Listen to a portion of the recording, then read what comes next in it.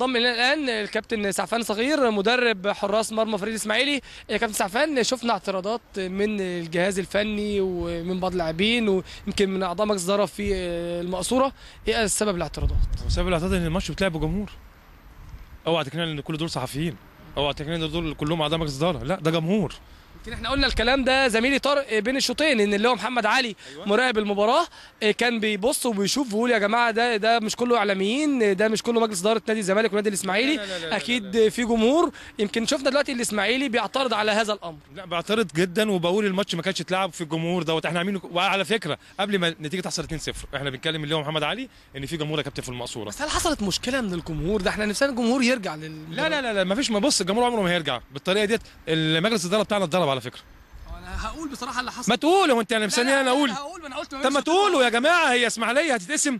لا طب بس مش انضرب، هو حصل مشادات. لا في استاذ ابراهيم ابو علي ينزل لغايه هنا وبيتضرب وبيتشد من القميص بتاعه.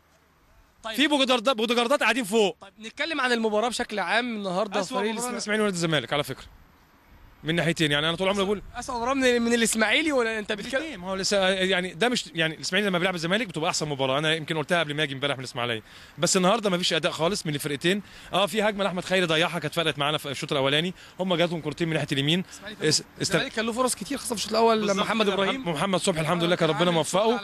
محمد ابراهيم كان عامل شغل. وبرده عندنا اجهاد، عندنا اصابات كتيره. شريف اتصاب وطلع عنده اجهاد في الخلفيه.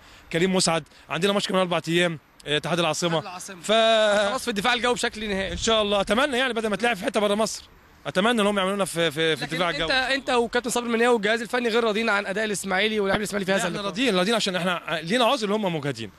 ما تقوليش بقى اصل واحد يقول لك ايه، اصل هو عامل حجه ان هو اتغلب النهارده. لا، حتى لما بنكسب بنبقى مجهودين في اجهاد. حتى لما بنبقى حاطين جون واثنين ممكن الجون بتاعنا يتعرض لاي ضغط. احنا مجهدين، ما عندناش لعيبه السنه دي الحمد لله. اللعيبه اللي معانا ديت ربنا وفقها والحمد لله. بنلعب في 3 بطولات، العربيه والافريقيه وبطوله الدوري العام.